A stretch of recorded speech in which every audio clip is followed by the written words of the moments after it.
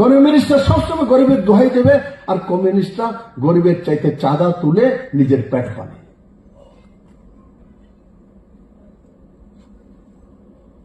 আজকে এখানে ফ্লাড হয়েছে, সামান্য ফ্লাড হয়েছে আগরতলাতে, একটা কমিউনিস্টের নেতাকে বিস্কিট দিতে দেখিনি। যদি কমিউনিস্টের সত্তা থাকতো বরং একটা লাল সাললে বেরিয়ে যেত, উল্টা সাজা তুলতো, মেলার মাঠে আরেস্ট করা বার। পশ্চিম জেলার অন্তর্গত বিভিন্ন এলাকায় প্রচুর আমাদের নেতারা জলের তলায় ছিলেন, 2 দিন 3 দিন ভাত খেতে পারছেন না, চোলা জ্বালতে পারছেন না।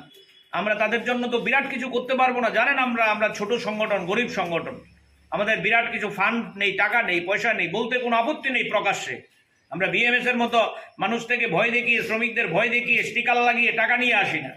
আমরা পকেট কেটে টাকা নিয়ে আসি না, জুলুম করে আমাদের টাকা আনি না। আমাদের শ্রমিকরা যা সাহায্য করে সেই দিয়ে আমাদের সংগঠন চলে, এবং এই টাকাই আমরা শ্রমিকদেরকে বিভিন্নভাবে ফিরিয়ে দিই নানান সময় তাদের সাহায্যের জন্য। তাই চলুন, আজকে আমরা শপথ নিয়েছি যে আমাদের এরকম পশ্চিম জেলায় আমাদের লিডারদের মধ্যে যারা এরকম জলের তলায় ছিলেন তাদের পাশে আমরা কিছু সাহায্য নিয়ে দাঁড়াবো। আমরা পারবো না, শুধুমাত্র এটা সঙ্গতি জানানো তাদেরকে। এই সাহায্য দিয়ে তাদের কিছু হবে না, একবেলাও কিছু হবে না, কিন্তু আমরা তাদেরকে সঙ্গতি জানাবো যে না, শ্রমিকদের পাশে আমরা আছি। সর্বশেষ আমি বলবো, মানে সিআইটির নেতারাও আছেন, তাদের কাছেও আমরা আবেদন করব, আপনাদের কাছেও আবেদন করব। আমাদের আজকের দিনে প্রধান এবং প্রথম শপথ হচ্ছে এই নৈরাজ্যের পরিবেশ মুক্ত করার জন্য আমরা যেমন রাস্তায় লড়াই করব, পাশাপাশি আমাদের এই শ্রমিকদের, বিশেষ করে একটা অংশের শ্রমিক আছেন আগে গাড়ি চালাতেন, এখন অসুস্থ, গাড়ি চালাতে পারেন না, বিছানায় আছেন, ঘরে আছেন। আরেকটা অংশের শ্রমিক আছেন ভীষণভাবে দুস্থ, সবাই একরকম না।